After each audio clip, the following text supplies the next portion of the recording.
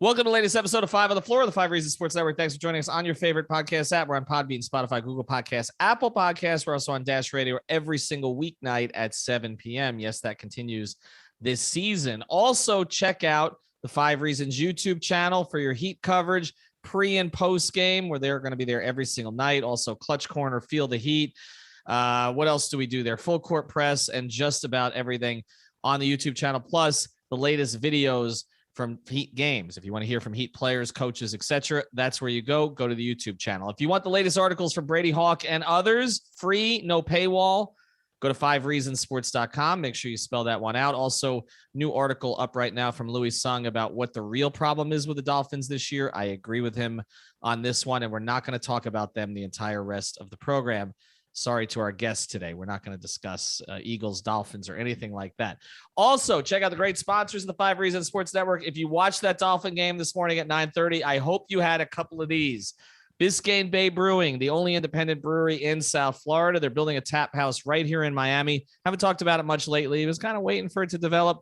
Should be up and ready here in the next couple of months. We're going to start doing a bunch of events there. Check out the Pastime Pilsner, the Tropical Bay IPA, the Marlins Lager, the Miami Pale Ale. Ask for it by name when you're at restaurants in South Florida. Odds are they probably have it. They also have it at your many convenience stores and grocery stores in the area. The official beer of the Miami Marlins and also of Five Reasons Sports, Biscayne Bay Brewing. And now, tonight's episode.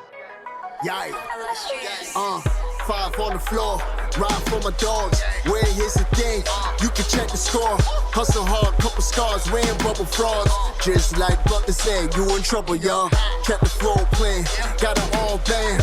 Y'all seen the block, stop with one hand. And Pat we trust, it's power, have the guts. We're here to bring the heat, y'all can hang it up. Welcome to Five on the Floor, a daily insider show on the Miami Heat and the NBA, featuring Ethan Skolnick, Greg Sylvander, and Alex Toledo, plus others from the Five Reasons Sports Network. All right, Ethan Skolnick back on Five on the Floor. Here's tonight's floor plan. I'm going to give you a little bit of a basketball fix. We've got Alex Toledo. You can follow him at Tropical Blanket. You can follow Greg Sylvander at Greg Sylvander. And you can follow our guest everywhere he goes, pretty much, because he's all over the place these days. He's at Basketball News. Also, he hosts the Dunker Spot Pod with Steve Jones Jr. You can check him out at Nekias NBA, frequent guest here of the podcast, and probably our hardest guest to get these days. So we appreciate Greg continuing to hammer Nekias. Every few days, he texts me, should I text Nekias? Yeah, okay, try it again. See how it works. And we pulled it off for a Sunday night in prime time. So we feel very proud and honored that he's joined us tonight, and we are going to do our full-blown Miami Heat preview with him, okay? We're not talking about the rest of the league, nothing. You can get that on the Dunker Spot, and you should. Here, we're just going to talk Heat. We're going to put him back in his element, and we're going to start here right now with this. And I know Greg has a bunch of questions that we've kind of laid out for you here. Well, we'll start here before we do it. How the hell are you doing, by the way? Like, you're all over the place. Life has been lifing. I will say, as much as I love covering the league at large, like I still have that affinity for the Heat. So I'm glad that I'm in a place where I can kind of focus on that for a little bit. So glad to be here. Glad to be here with y'all. Hope y'all are doing well. It's just been a whirlwind between preseason and summer league, and the WNBA finals just ended. I was doing some coverage there. So like, it's just been a lot. So now I'm gearing up for the regular season. All right, and then WNBA finals were worth the watch, by the way, if anybody got a chance to, for sure this season. All right, so let's go here. Heat preseason is over, and we're obviously looking forward to the game on Thursday night against Milwaukee. The Heat have a really tough start to the season, which Greg and I got into. Their first 10 games, looks to me like there could be 8 playoff teams in there that the Heat will be facing. Give me your general assessment of the preseason. What did you want to see, and what did you actually see? Heading into the preseason, what I wanted to see was how Kyle Lowry would kind of ingratiate himself into the offense. I wanted to see what that fit was like, because on paper, it makes sense. You have a pull-up shooter, a guy that can play, make a guy that can defend at the point of attack. So I wanted to see what his impact would be on both sides of the ball. And we saw it pretty early in the preseason. Like, he's pushing the ball after misses. He's pushing the ball after makes. The hitter heads are there. In pick and rolls, like, he's finding Bam on the pocket passes. He's making corner skips to PJ Tucker. Like, he's operating at, I don't want to say a different plane, but like definitely a plane that the Heat aren't used to. in that specific setting, and that makes life a little bit easier on Bam. That takes some of the ball handling pressure off of Jimmy Butler. And on defense, we just saw the Heat were one of the switchiest teams in the league last year. With Kyle Lowry at the point of attack, they can afford to drop Bam some defensively. So that takes a little bit of pressure off of everyone, since Kyle can fight over better than Goran Dragic or Kendrick Nunn, or, the plethora of guards they had at the point of attack last year. So just his impact, it was there already, which excites me heading into the regular season, because if he's making that kind of immediate impact while they're still trying to learn each other, then once they gel, assuming they stay healthy, like, this Heat team can be pretty darn good. Yeah, I'm totally with you on like how night and day it was watching Lowry operate. Like, it was jarring to me when I've been watching this team slug it out for the last couple of years, and then all of a sudden he's on the court and literally it's like a switch flipped. It was pretty remarkable to see, and I'm sure you anticipated that in ways that I didn't conceptualize till you actually see it on the floor. I'll actually go in this direction because I want to save a more fiery hot topic for a little later, but I'm interested now that we get into Lowry and you're talking about what he brings and what he does for Bam. Like, what do you think the ceiling is for this team? Like, let's get to the good stuff. Like, where do you see this team going this year? From what we've seen in preseason, what Kyle brings, what's your expectations in that regard? I would say a top four finish is definitely in the cards. And from there, it's a matchup game. Like, I think this is, if things break right, this is an Eastern Conference Finals team. So I would probably say anything, you have to account for injuries, obviously, but like, assuming reasonable health, I think anything outside of a strong fight in the second round is a disappointment for this team. Yeah, I think we're all aligned there, right? Like, that's kind of been where we've tracked. Like, if they, and I've maybe even leaned in a bit further and felt like, gosh, like, this is the team they built around Jimmy. Like, this feels like as close, they're maybe a piece away from a final build. So they're getting there. I mean, Alex, if they get to a game 7 in the second round, are you happy, or do they got to get to the conference finals? I mean, I guess if you're just going to give me that baseline right now, like, I wouldn't be so mad at the team, right? Game 7s are fun. If you're losing to the Bucks or the Nets, it's ultimately understandable. Nobody is even grouping the Heat anywhere near that for the most part. I keep seeing more and more of them getting grouped with some of the lower Eastern Conference teams. And I'm trying to hold back and be the objective journalist that I'm supposed to be, which is never really true. But honestly, I think they're going to be a lot better than 43 wins, right? And I think that seems like what a lot of people outside of Miami think they're going to be, right? More or less in that level, like a team that could get frisky, quote unquote, in the playoffs. You don't want to play them, et cetera, et cetera. But I'm looking at what's going on with, the factors outside of basketball that, Simmons with the Sixers, Kyrie with the Nets. Some of these teams are a little bit more unpredictable right now. And a lot of the stuff that I think Heat fans have wanted to see with some of the concerns on the roster, like you talked about Lowry and his fit, integrating him. Then you talk about some of the younger guys like Tyler and Strus stepping up and really solidifying their spot in the rotation and their, respective roles. I think everything has kind of gone their way for the most part, other than wanting to see a little bit more of Jimmy with these guys. Has this changed how you feel at all about this team? I know you said like they have like an Eastern Conference Finals ceiling if everything breaks right, but has what's going on like with the NBA and what's going on with the Heat changed your outlook of the team at all?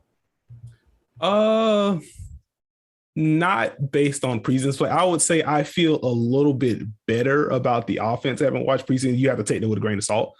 But just pulling up the stats real quick, the Heat were 15th in pace during preseason, which preseason ball is always a lot faster. But if they're not 28th, 29th, and they're in the 18 to 20 range, somewhere in there, like I feel they finished 12th.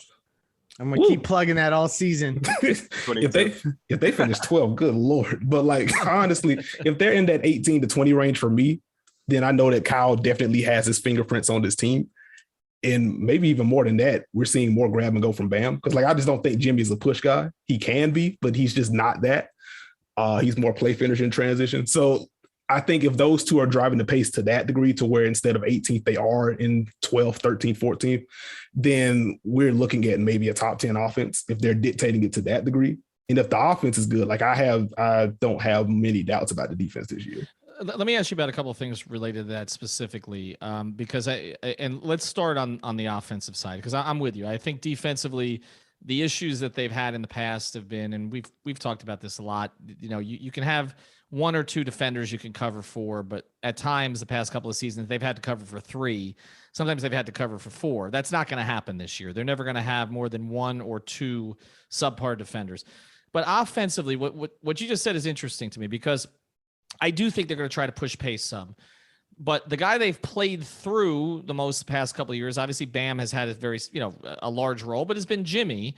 And we know that Jimmy is going to want to slow it down. He's going to want to read plays. He's going to want to try to get to the line and all of that. And so I do feel like some of this talk about pace in the preseason has kind of forgotten the fact that Jimmy hasn't been out there all that much, right? Like, isn't it counter to what he wants to do and what he's going to want to do as he gets older here? I think it is going to be counter to what he does. I'd say the counter to that, if you're bringing Kyle Lowry into the fray, you're kind of assuming that Jimmy's going to be, at least he's going to be initiating the offense less. And so he'll have less of an effect on the overall pace. Again, it'll probably be, Bam grabs a board, pushes it, or Kyle Lowry gets a quick outlet, he'll push it. If nothing's there, then they'll run their initial action. And if the counter isn't there, then the ball finds its way to Jimmy, and Jimmy can kind of grind it out. So I think if you can minimize the possessions in which Jimmy has to say, okay, there's 7 on the clock, let me get to the free throw line, then I think the offense is humming a little bit better. And so Jimmy won't have to, he won't be the one pushing the pace, if that makes sense. Like, he's going to be play finisher either way.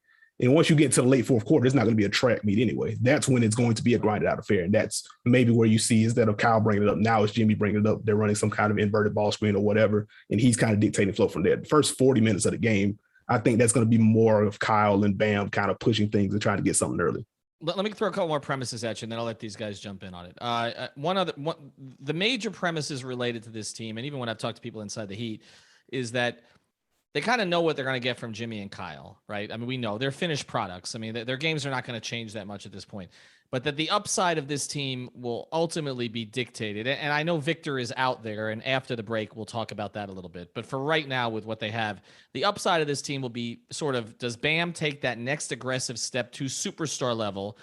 And the Tyler Hero thing, which has gone better than anybody could have imagined this year. So I'll throw a couple premises at. First thing, do you agree with that premise, that is essentially what dictates the upside minus Victor? And then secondarily, is my premise that Tyler Hero is going to lead the Heat in scoring, which I threw out here about 4 weeks ago, and now others are jumping on. Is that nuts? Okay, for the first one, yes, I do think this season, because this is the Heat have guys, I would say this is very much a top 7 group. And then you're hoping to get more from your 8th and 9th guys. So I don't think, if you're comparing them to a team like the Hawks that go 2 deep at every position and 3 deep at some, they're not the deepest team in the East, but the top of their rotation can kind of punch with anyone. So if you get a lead from Bam and you get a lead from Tyler Hero, that puts them closer to the Bucks Nets tier. I still don't think I would put them in that tier, but at the very least, that, cliche as it is, that's the team that neither one of those teams would want to face in a playoff series, especially if either one of those guys make a leap. As far as Hero leading the team in scoring, I can't get there. I think if Hero leads the Heat in scoring, then I'm asking questions about one of Jimmy or Bam at that point. It's either Bam didn't take a leap, in terms of aggression, or Jimmy missed a bunch of games. And if Jimmy missed a bunch of games, on top of kind of taking more of a backseat. Guys, why would Jimmy have to miss a bunch of games? I understand the Bam part of it. I think we all agree that if Bam averages 23 this year, it's very good for the Heat, because it means that he took all the criticism in the offseason to heart and became the aggressive player they wanted him to be. Mm-hmm. But for Jimmy, I feel like Jimmy's scoring could decline on an average basis, and honestly, it really wouldn't hurt Miami, right? Or I mean, I understand the missed games, but I'm talking about the scoring within the games. I guess for me, I'm already anticipating him taking a little bit of a step back in terms of scoring, just because Kyle's going to be running more of the offense. So if it gets to the point to where he's taking the step back and Tyler Hero passes him in scoring, then I think there's something wrong there, at least this year. So how do you think Sekou is going to fit next to Tyler Hero? No, I'm joking. So, I want to stick with Tyler Hero for a second. We're not moving too quickly because I also just everybody in their like in the mental parking lot. We need to touch on Duncan Robinson and what his ascension can mean because I think that's a key part of this. But let's stay with Hero for now. He's been the most impressive player in preseason. I don't think anybody can really deny that. I know that you have been hot and cold on Hero at times, and you've came around on him at least to a large degree last season, or excuse me, during the bubble run. What have you seen from him that you think particularly separates him, or like the things from him that actually will translate to separate him from kind of the tier that he's been in and elevate him? Like what's the single thing you've watched in preseason that would impact that most? Well, first, like the Hero thing is funny because like I famously did not like the pick. And then he was pretty good in his rookie year. I was like, oh, okay, well, I get it. Sure. And then the second year happens and he's dealing with a new role. He gets hurt. Guys around him get hurt as the COVID thing. And then everyone's out on Hero. I'm just like, why am I the person defending Tyler Hero now? Like, how am I no longer the lowest person here? But anyway, I think what stood out to me the most during preseason, like he is stronger. And that's a basic thing. But like for a guy like him who during that up and down second season, like he did get to the rim more. He did finish better at the rim. For him to add strength now, that makes it easier for him to get downhill. You've seen with some of the and ones that, during the preseason when he gets in that in-between area, being able to stop on a dime, get to his floater, get bumped and not get knocked off his spot and still be able to finish through contact. Like that stuff's going to help him because he already has the craft. He already has the shooting touch. So if he's able to get to his spots more effectively and maintain his spots, because guys can't knock him off now, like that just makes him a more dangerous scorer. And the Heat's issue last season was half court creation. So like if Tyler Hero can shoulder more of that load, that's a good sign for them. Okay, speaking of Tyler Hero shouldering that load, I know it's only a few preseason games. He's done it in different roles. Again, preseason basketball is what it is. He's kind of almost averaging a point per minute in the preseason, at least last time I saw it, I believe. I think a lot of the questions on this roster, and we've already kind of mentioned a lot of them here while talking through this team, is on offense, right? People really doubt, and Ethan mentioned this as well, just how much offensive creation they have. Do they have the right amount of spacing, even though they added a guy who, has great percentages on high volume from three and creates a lot of open threes for people, along with all the easy baskets, right? Along with the transition attack, along with the defense. So that's why I think I've been a little bit higher on the Heat's offensive potential, right? I think it has a lot to do with also what type of lineups they're going to play, specifically in the playoffs. Like, I don't know how much of Jimmy at the 4 we're going to see during the regular season. Probably is going to depend a lot on who's going to be in and out on a nightly basis. But I think Spo would rather go to Omer before going to Jimmy at the 4 in the regular season and then just kind of bring it out as his lucky charm in the playoffs when they inevitably have some offensive struggles versus, like, let's say if they play the Bucks. They might have some offensive struggles if they're going to play PJ a lot of minutes, and like they probably will play Marquise Morris a lot of minutes, right? So if that's not working out on that end, they're going a little bit smaller. Is that type of versatility that I feel like they have on offense now, not to mention defense. That's what makes me a little bit higher on this team. Am I overstating their potential on offense? And because I'm trying to be objective about them, right? Because we already know their defense is going to be elite, and the questions have really been on offense. So I've tried to go through all the different scenarios, and I feel better after having watched these games about them being able to produce points at a much higher rate than they did last year. I don't think you're overstating it. Like, I do think what you're saying is more of the high end, which they can hit. I do think I want to see them in the half court against elite teams, because I can kind of conceptualize how it works. Like if it's Lowry Bam pick and roll, if it's Lowry Jimmy pick and roll, if it's Jimmy Kyle pick and roll, if it's Bam Kyle pick and roll, if it's Duncan and Bam work, like they have options in the half court. I just need to see, like, one, who's going to be the fifth, or how are they going to fit? What is going to be the closing lineup? Because as you said, I don't know how much Spo wants to go Jimmy at the 4. And so if you're not going Jimmy at the 4, then you're going to have Kyle on the floor. You're going to have Bam on the floor. Jimmy's going to be on the floor. Then I guess you can't have Tyler and Duncan on the floor together. if you're assuming that Jimmy's not at the 4. So I just need to know who that is. If it is PJ Tucker, then that gives defenses a natural point to help off of because he's going to be stationed in either of the corners and he's not going to offer any kind of movement or closeout attacking. So that makes it a little bit easier from that perspective. I think I just need to see more from the offense because like the offense was good in the preseason. They were eighth in offensive rating. They were middle of the pack in terms of half court offense in the preseason. Quick shout out to Cleaning the Glass. I did not know that they tracked half court scoring efficiency for the preseason. Just an incredible site. But I think the offense is going to be pretty good. Like, I don't think it's going to be an elite offense. You don't sound sold. Oh, but that's where I'm at. I don't think they're going to be elite either. I'm thinking like anywhere between 9 and 12 type, I think is where I'm kind of projecting them right now. 9 to 12. Like I'm probably closer to 15. Oh, okay. Let's dive into that. If they're 9 Let's to 12, dive into that. If they're 9 to 12, they're winning 55 games. I mean, right? I mean, yeah. I mean, because the defense is going to be, sort of what it is. I want to carry the thought though to after the break, because you mentioned something that I think is one of the key questions with this team, and I want to get your view on it. But before we do, wearing a t-shirt, prizepicks.com. Go to prizepicks.com, use the code 5. We've got the NBA starting soon. Plus, I said I wasn't going to mention this again. The only reason to watch a Dolphin game the rest of the year is if you want to play Prize Picks on it, right? So if you want to go over or under on Tua, that's pretty much all that's left. So go to prizepicks.com, use the code 5, FIVE. You can play the power play. You can play the flex play. I won on the power play today, went over on Tua and Lawrence and tripled my money from what I put in there. So deposit $20, just give it a shot.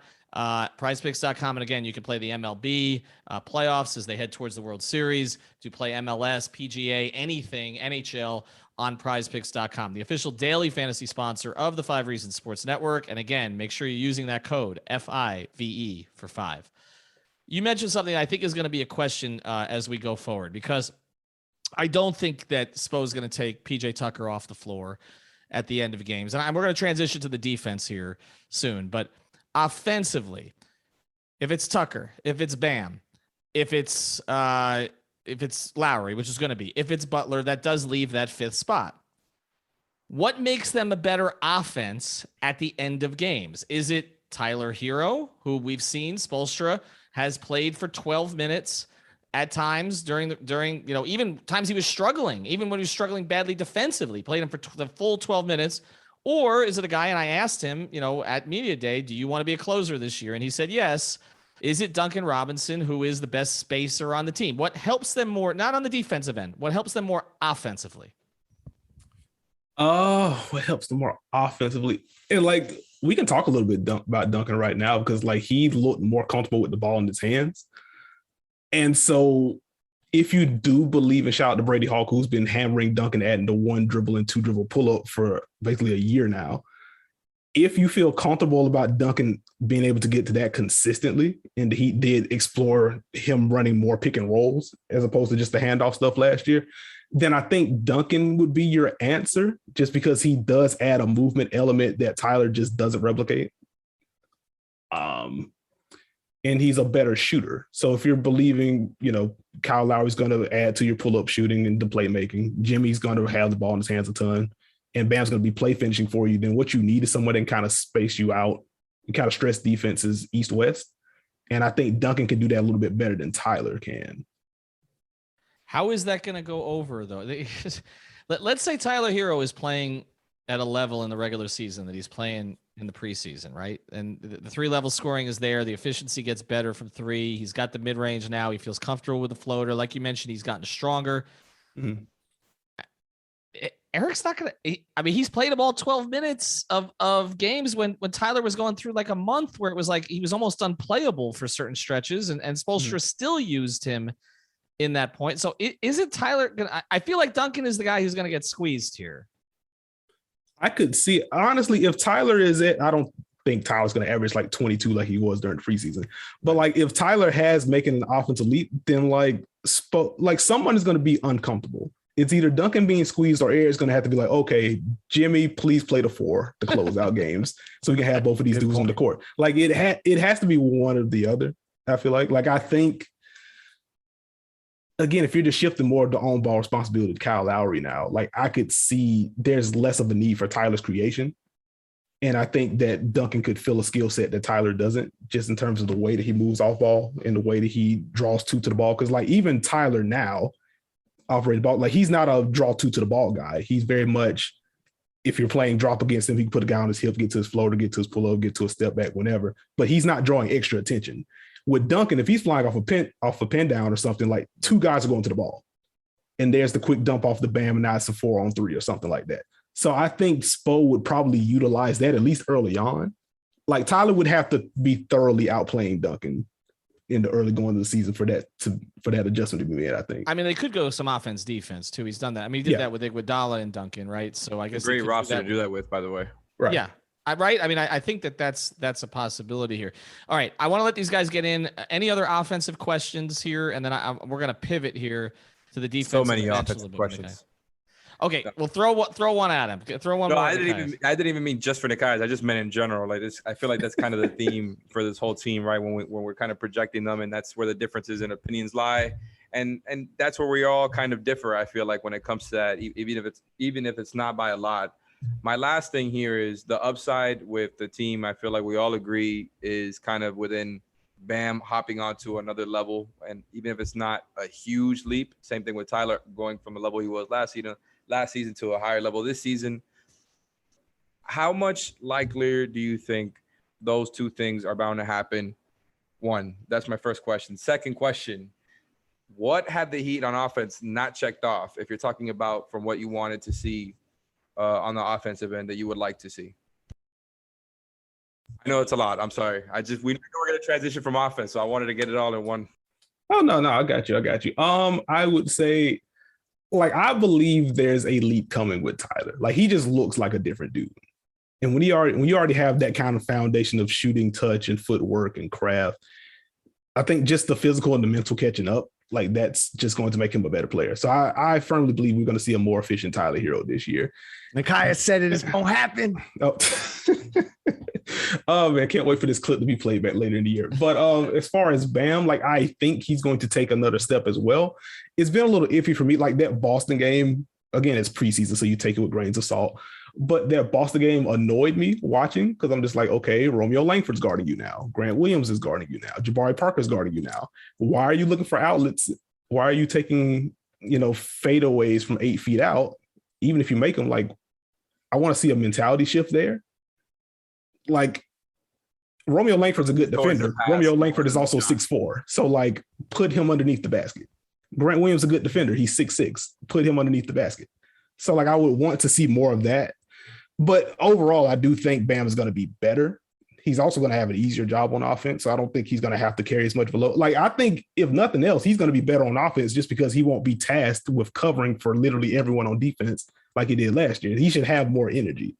So I do think both of those guys are going to get better. As far as something that I didn't see, I mean, we just didn't see Jimmy. So I want to know, like, how all three of those guys are going to work and just kind of the push and pull with pace. I think that's really it. Because, I mean, going back to the Boston game, like, Jimmy was able to get to the free throw line basically whenever he wanted. So I had a little bit of a question about, like, what that was going to look like this year with the rule changes and stuff. But, like, I worry less about that now. So I think that's kind of it. All right. Well, that's a good place for us to break. We're going to get to the defense next. We're going to talk a little bench and a little Oladipo here with Nekias. Before we do, I want to tell you about another great sponsor, the 5 Reasons Sports Network. Does your company need IT?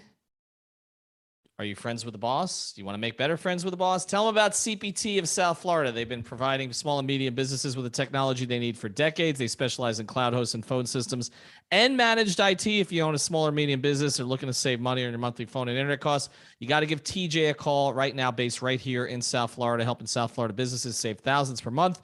Can do the same for you with a cloud phone system. You can work from anywhere on any device, and they've got a great promotion now, 25% off cloud phone service, including free phones in the first 2 months of service free. Just got to mention 5 reasons. So deal with an owner, not a sales rep. Give TJ a call at CPT. That's 954-966-2766, 954-966-2766, or the website at cpt-florida.com. We wanted to deep dive a little bit more into the offense. That's why we spent some more time on it. We're going to go a little bit quicker here as we go forward. On the defense, I think there is consensus, Nekias, that, provided that the key guys stay healthy, particularly 4 of the 5 in the starting lineup, that this is going to be a very, very good defense. So I'm going to twist it on you, okay? Okay. What would make them not meet those expectations? Other than an injury, is there anything you could see, whether it's maybe a scheme that Spoelstra throws them into, maybe that doesn't quite fit, square peg, round hole type stuff, which has happened at times over the course of the past 12 years until he sort of figures it out, or anything else that would make them not what I think all anticipate they're going to be, which is a top 5 defense in the NBA? I would say in terms of the shot profile, this is a Heat team that gave up a large percentage of threes and a large percentage of corner threes. So if they just have bad luck there, because those are pretty fruitful shots, then we could see a lot of good process. The defense finishes like 10th or 11th just because teams bomb away from 3 for the year. And that's just kind of one of those things that fluctuates year to year. As far as like the actual on-court product, I think, again, Kyle Lowry is an easy upgrade to point of attack over Goran Dragic, over Kendrick Nunn. That doesn't mean Kyle Lowry is an elite point of attack defender, because he's not at this stage of his career. He's a good one.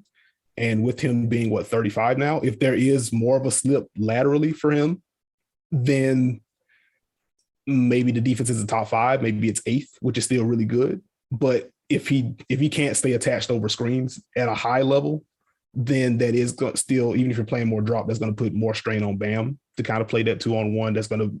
You're going to force Jimmy to help a little bit more than Nell. You're going to have more guys rotating over. And again, this is a Heat team that gave up a lot of threes last year. So that's probably the pathway to the defense underperforming. With that said, I'm still pretty confident in this group. I don't foresee that being an issue, but that would be how it would happen. So essentially you're saying a bunch of course, corner threes that go in, is what can break the back of this team. Yeah. That won't happen. No. So it's interesting you talk about getting through the regular season, something that we talked about, Ethan alluded to us getting into the bench, and something we've gone back and forth on is do they have the depth to make it through a regular season? They're kind of like a team that everybody, I think, immediately says, oh, that's a playoff group. You look at the roster and it's just built for the playoffs, but they got a marathon of a season to get through. I personally think they're going to have to rely on the young legs of some of these guys that are unproven, whether it's Gabe Vincent, Max Strus. What have you seen from the bench that you like? What have you seen from the bench that you don't like? But particularly because it looked like Spoelstra in the dress rehearsal against Boston, he really trimmed it down to 9. And that ninth guy was really Max Strus, and Gabe got sparing minutes. So I'm interested particularly in the 4 guys being Tyler Hero, Dwayne Dedman, Markieff Morris, and Max Strus. What do you think about that group as your bench unit? I wish they had another guy, would be my early read on that. I think Max Strus is ready to contribute. I'll say that. Again, preseason, you take the numbers with a grain of salt, but even if you combine the preseason and the summer league stretch from him, not only did he shoot well from 3, did so from multiple platforms, got it off the bounce, came off screens, got it in transition. He can just flat out shoot. And so as long as he can hold his own defensively, if he can get to the Duncan range of, okay, they're going to pick on him, but he's not going to die out there, and I think he's at that level at least, then he should be a pretty solid rotation piece. I worry about the forward room more than the wing room at this point. The easy thing to say is I wish they had the other Morris. Not a huge fan of Markieff. And that's exacerbated by the fact PJ Tucker ended up playing the rest of the preseason, but he did get hurt in the very first preseason game. And that's something you're gonna have to monitor. So if PJ does go down at some point, then it's Markieff, and then who's behind Markieff at that point? Is Omer ready to contribute in any way, do you think? I would like for him to be. I don't think I can get there yet. Like the shot, I need to see more from the shot to see if it's real for him to be a legitimate stretch threat. Because I also don't think he's strong enough to really play 5 right now. And I'm not sure if he's mobile enough to handle minutes at the 4 alongside Bam or alongside Dedmon, unless the Heat are going to go with some zone, which that's not out of the wheelhouse at all. So what about Bam? I'm going to keep throwing these at you because I have some concerns about the bigs also. Can you envision Bam Dedmon minutes this season? I hope not. Okay. That's not something that I want to see. I mean, we're looking at preseason trends that we want to see. One thing we didn't see, did Bam take a 3? I don't think he did. No. So that would have been the time to experiment with Bam taking a 3 1/4 or a 3 1/2. And then maybe you could say, okay, cool. Dwayne Dedmon in the dunker spot, some high pick and roll with Bam or something, or you stash Bam in the corner while you run something with Dedmon as the screener. But like, we just haven't seen Bam really stretch it like that during the preseason. Not that he can't, but it just wasn't a look we saw. So based off of that, I don't want to see those two play together. Like we kind of saw, going back a couple of years now when Spo tried the Bam Hassan minutes together and the defense was really good and the offense was equally as bad. So I don't want to see a worse version of that. So I wish the front court depth does kind of bother me a little bit. All right, so pivot, and I know Alex has got a defensive question. I want to let him get in, but let's while we're staying here on the bench, real quick, backup point guard. I feel like I was feeling better about it until this preseason progressed, and now I have some questions too. Because I liked what I saw. I liked what I saw in game in the scrimmage. I liked what I saw in the first preseason game. I know that the Heat believe if he could just get the shot right, which is what they basically signed him for originally, that the other stuff is there. But in your view, is the other stuff there? I mean, defensively, I think it's there, right? Like it's there. He's a good defender, right? Yeah. Okay. Offensively, though, I know we're pivoting back, and then we'll come back to the defense here. But offensive, can he get them into offense enough and shoot well enough that he can be trusted to play 15 minutes a game, and also not only that, start perhaps in games that Kyle Lowry misses, which is pretty much inevitable? I just don't think teams care about him on offense right now. And I think that is problematic. Like the Olympic stretch for him was interesting to me because he did showcase, the shot was just there, but also he could run a pick and roll, get into the paint, get 2 feet into the paint, and then make basic reads from there. He's not making advanced reads, but that hasn't translated into the preseason. So like, I'm worried about him getting those duties, but I would say I worry less about backup point guard just because the Heat have so many initiators now. Like you can keep 2 of Kyle, Jimmy, Bam, and Hero on the court at all times. So you don't really need a Gabe to run the offense for you if you configure the lineups correctly. Okay, so I'm over here. I'm going to try to – I feel like this is supposed to be the defense category, and now it's become the bench category. So, again, I'm going to merge. I'm going to get a 2-for-1. I'm going to be Kyle Lowry. I'm going to do the responsible thing, go for the 2-for-1 at the end of the quarter. Okay, so you went over some of the guys that I wanted to go over as far as the bench. But what I want to hone in on here, again, is the defense. When it comes to Markieff Morris and Dedmon lineups, I feel like they've been very up and down. The Morris stuff for me, to summarize it, I haven't seen him just be effective as a spacer, even though I still want him to take open threes, of course.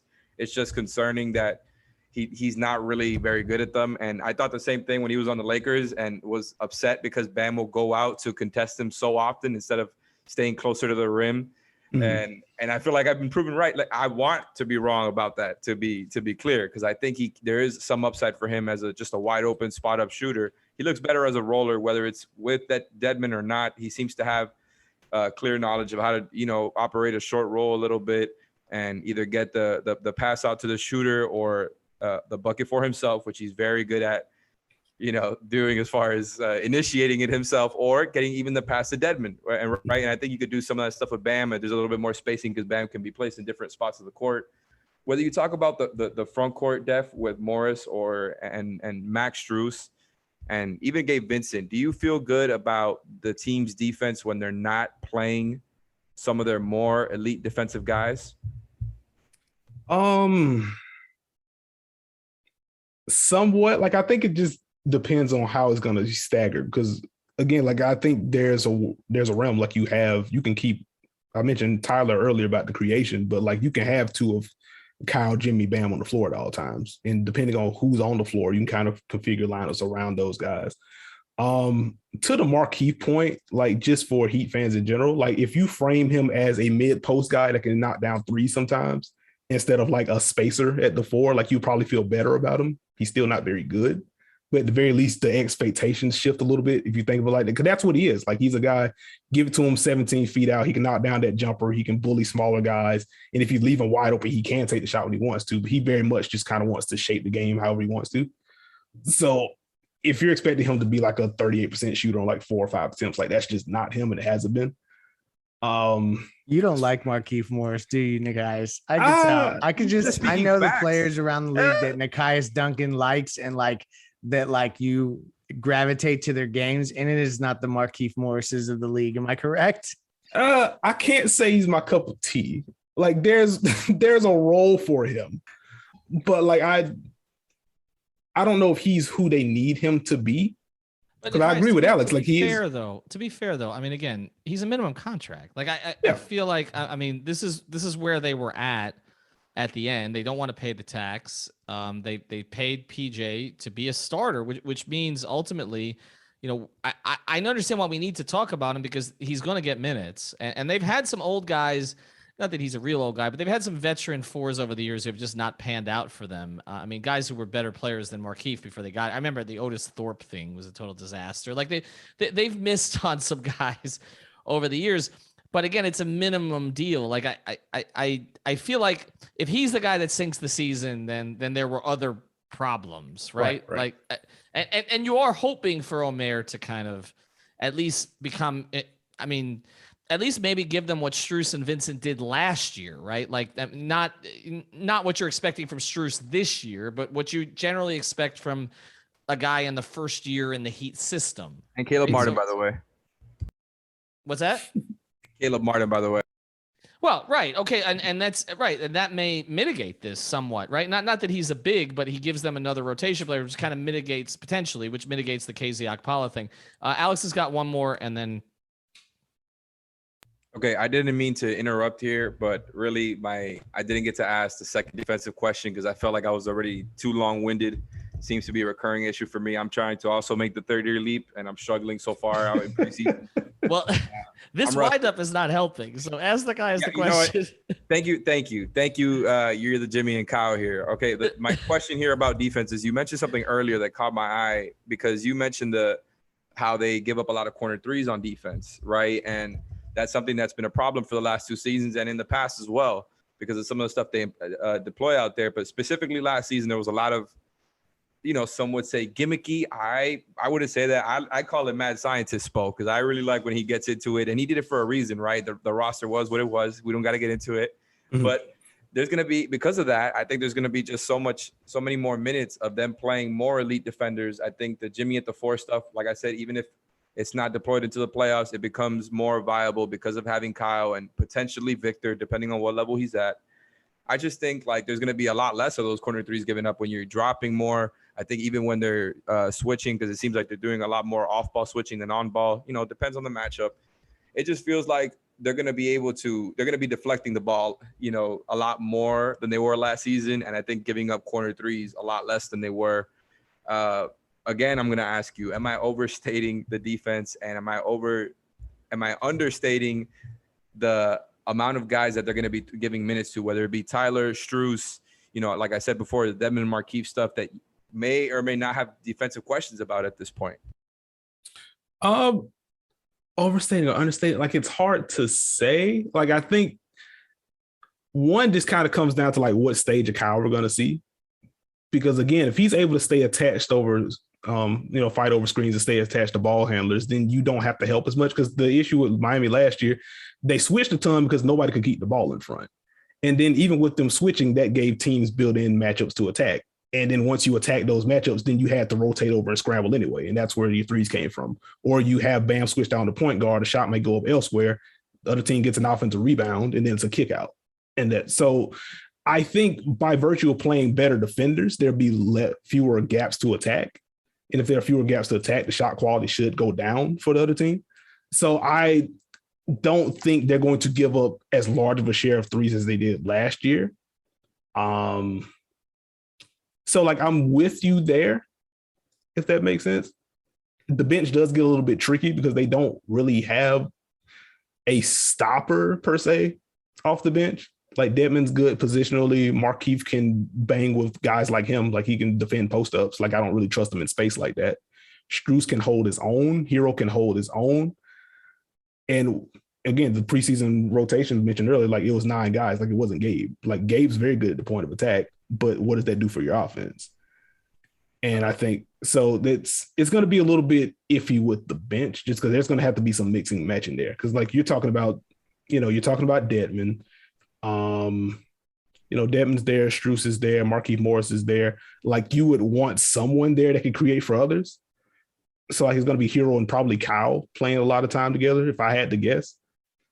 I'll just have to see like what that's going to look like.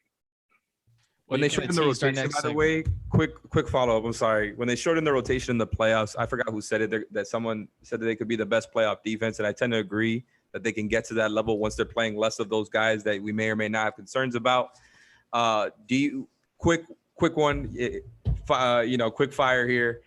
Do you agree with that statement? How likely are they to be the best playoff defense? Because that is kind of bold when you talk about how dominant the Bucks were and have been for the last few seasons. And I just think, like a lot has to go right, but also the roster is what it is. And I think they could do a lot of different things. So do you agree with that? Or do you think, they're closer to 5 than they are to 1? The upside is there. I find it hard to take them over Milwaukee in particular. And also I just see what happens with Philly because if they do have a come to Jesus moment with Ben Simmons, then it's going to be Matisse Thybulle, Ben Simmons, and Joel Embiid on the court at the same time. Like at a certain, like that's a lot. All right. Let's get to the X factor here, right after the break. All right, we got one more segment here with Nekias. You can follow him at Nekias NBA. Does your company go to trade shows? Do you need a trade show exhibit? Then you definitely need help, right? You got to reach out to everythingtradeshows.com, everythingtradeshows.com, based right here on Las Olas. They'll handle everything for you: the logistics, the booth, the graphics, the furniture, the flooring, even some tips to get you noticed. They'll help you they'll help you with the difference between renting and buying and what makes the most sense for you. Again, they're based right here in Lauderdale, but they can service all 50 states. Schedule a free consultation and get a free booth rendering. They'll show you exactly how it's going to look. Just mention 5 reasons, and they'll do that for you. The phone number, 954-791-8882, 954-791-8882, everythingtradeshows.com. All right, let's get to the X factor because you just kind of mentioned it, that you're going to have to play Hero with Lowry a lot to initiate offense. We don't really know how well Gabe is going to do that. We know someone who could give them something defensively and initiate offense if he's healthy. But the question is when is he going to be healthy and what kind of shape is he going to be in when he is healthy? Because to me, he does not look like he's in game shape or anywhere close, which is understandable under the circumstances. But I mean, he doesn't look to be being in heat condition, which is Oladipo. Nekias, what are your reasonable expectations for him, provided nobody's a doctor, nobody knows exactly how the quad's going to respond or anything, but provided that the quad is in good condition, from a surgical standpoint and everything else, and he's built it back up, what can you expect from him? Reasonable expectations. When he's back in full swing, like 22 minutes a night, give me 10 points, give me a steal, give me 36.5% on catch and shoot threes. Like if you give me that with good defense across 2 positions, maybe 3, you take that. Like we're not going to see all-star Victor Oladipo, I don't think. But like if you could give me confident catch and shooting, in addition to the rim pressure, the on-ball defense, like that's a pretty big boost for the bench, I think. Wow, 10 points a game. You are really, this is interesting, Ethan. Like you've touched on this off air too, like in all of the national guys. And, it's so funny, like as we're drilling Nekias with questions, like I'm used to talking to Nekias on like let's go back to Heat Beater, 5 on the floor. Like we would be having just random conversations, and now we're hitting him like a national guy, right? Because he has kind of like a overarching perspective on the whole league. And Ethan has mentioned this, like nationally, everyone kind of like is just Oladipo is not even being factored into what's happening in Miami. Mm-hmm. And I think that within the organization that they kind of look at him as like the lightning rod that can take this thing from being like just, a scrappy team that can scrap for, maybe a 7th game in an Eastern Conference semifinals to being a finals type team. You think that that's completely off the table? Like you're not feeling even the Depot we saw for the 2 games when he was in Miami last year, they can't get that back. If they get that back, like I feel better about them being like the 3rd in the East and it becomes a matchup thing. Like I'm very high on Milwaukee, just off rip, and I've already been ripped on Twitter for that, as you've seen. But like it would take a lot for me to see Miami being in that class. But again, the matchup is kind of the matchup. Like if you're looking at Miami, if you're looking at Brooklyn and Milwaukee, like I think Milwaukee is still the team that Miami matches up best with. And so if you do get a boost from Victor Oladipo, I think the way the Heat would win that series is one, again, shrinking the paint again, daring Milwaukee to knock down open shots, but also like the differences in the bench. Because as Milwaukee is still a deep group, but like they don't have a hero type scorer off the bench. Like their best version of that is Bobby Portis. So like if you can kind of Grayson Allen, huh? I like Grayson Allen. Like he's not that. Like he's more movement shooter, get it in transition. He's not creating offense for them. So like I think that would be an advantage for Miami where you can say, okay, Tyler Hero can give me 17 off the bench. Victor Oladipo, if healthy, can give you a 12 or 14. Max Strus can hit 3 threes. Like George Hill is going to set the table and knock down catch and shoot jumpers. Grayson Allen he's going to play finish. Bobby Portis can get it in the post, but like the Heat should have guys that can defend Bobby Portis post ups if we're looking at that matchup. So that's kind of where I'm at with it. Like I still think Miami is a tier below, but like I would give them more of a puncher's chance in the series if Depot is reasonably healthy. Okay, well, you know what? I was going to ask something different, but what you're going into there is a better question. You went into the Bucks matchup and you hinted at that take that I happen to agree with about the Brooklyn matchup being better, even though I'm still more scared of them than the Bucks. And I respect the Bucks for what they did. I think it's all real. They're going to be really hard to match up against, even if even if the Heat did take PJ Tucker away from the Milwaukee Bucks. Let's talk about that Nets matchup for a second. I think everybody acknowledges that they got deeper.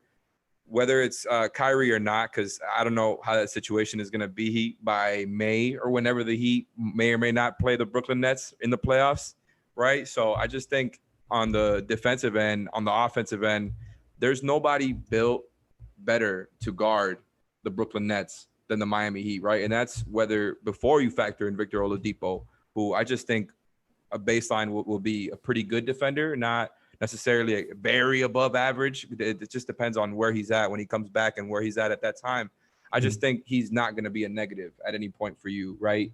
And when you're just talking about being able to guard them, being able to get more points in transition, more easier baskets than they were last season, I think if some of the stuff that we would like to see go right on offense does go right, I think there's a lot of spots for Bam to attack here and really get maximized on offense like we saw versus Boston. Something similar where he's just a lot bigger than a lot of these dudes. And then they're bigger guys like LaMarcus Aldridge, who's back, which is cool to see, and Blake Griffin, who's like 6'9", 6'10".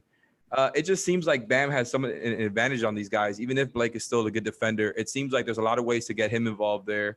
You've got Kyle. I mean, look, between Harden, Kyrie on defense, whether he does or doesn't play, Patty Mills, it feels like they got plenty of guys that they can find offense by attacking, right, in different ways. And so I just think that Nets matchup, I would still probably, like if I had to put money down, I'm putting the Nets. But I don't know. The more I talk myself into it, I think that he can take them to 6 or 7 more than I would have liked to give them credit before. And the chances of them beating them, I think, are a little bit higher after having seen some of these games. Where are you at with that matchup specifically? I think in a general sense, how you feel about a Heat Nets matchup, I think it kind of comes down to how you feel about Bam, honestly, because I do agree with you. Like, he should be the guy that has the biggest advantage among like their big three, because even with Kyrie out, like, I mean, there's still a lot of guard talent in Brooklyn. And so the pathway to the Heat beating Brooklyn would be grinding things to a halt and just kind of owning the paint, getting to the free throw line a ton. And I think Bam would have to be the guy that drives that as opposed to Jimmy, just because he would have more of a mismatch there. And I'll go back to the 40 piece that Bam had last year against Brooklyn, where he's isoing against Jeff Green. But even in that game, like, it was a lot of pull-ups. It was a lot of tough shots. It wasn't necessarily game winner, the go-ahead. Yeah, he did. But like, that wasn't a 23 free throw attempt game for Bam. Like, it was an incredible shot making game for Bam, which testament to him, he can do that. But I think, alluding to earlier, we kind of have to see a bit of a mentality shift. And I hope we see that throughout the regular season, to where like Bam can be a 7 or 8 free throw attempt guy, I believe. Like, I think his upside is there. So if he leans more into that physicality, like, there is a world in which we see more of what we saw against Boston during the finals run, where he's just like, okay, you just can't keep me from the rim. I'm going to dunk on you, or I'm going to take free throws. And if that version of Bam shows up, then I feel better about a Heat matchup.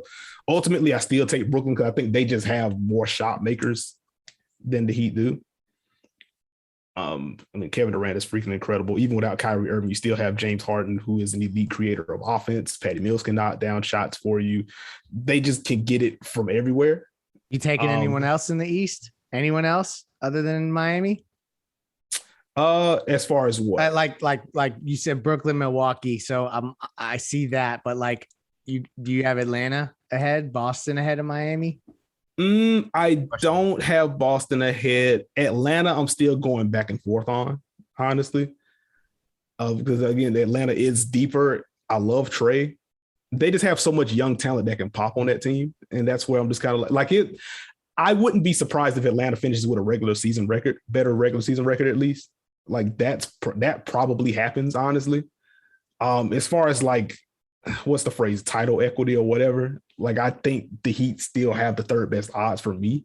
But honestly, it depends on what day you ask me, because Atlanta's really freaking good. Can I ask you a couple quick hitters on Bam, since you wanted to go in for that? I'm sorry, Ethan. I know Ethan he's like, please shut up already. But I love to get your opinion on this. And Leif is, loving it right now. But look, man, it comes down to this. I just want you to summarize it real quick with a sentence or two. Do you think Bam is the leading scorer for the Heat in the playoffs and in the regular season? Are they the same answer for both? What do you think happens?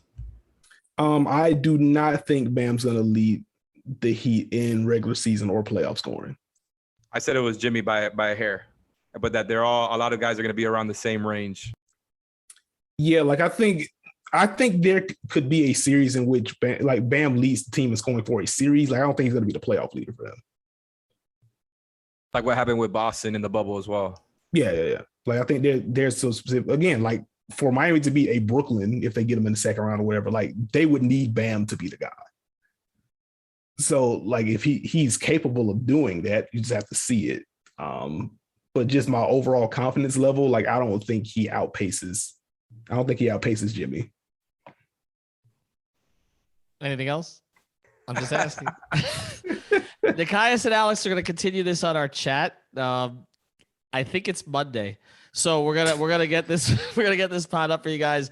Nekias, we appreciate you taking the time. Nekias NBA is the place to follow him. Of course, the Dunker Spot Pod, which he does with Steve and his work on basketball news and elsewhere. We appreciate it. Alex and I and Greg will be back this week. We're going to have a couple of other guests. Nate Duncan is going to join during the week as well, and we're waiting on a Heat guest. We probably are going to get one Heat guest prior to Thursday's opener, and of course, Alex and I will be there on Thursday night. I think we should charge for the Nekias Alex back and forth basketball text. No, it's not. I would pay for it. I'm not in the same class whatsoever. If all the money goes to Nekias in that case. All right. Follow Alex at Tropical Blanket. And we appreciate you joining us tonight. Have a good night. Thank you for listening to the Five on the Floor on the Five Regional Sports Network.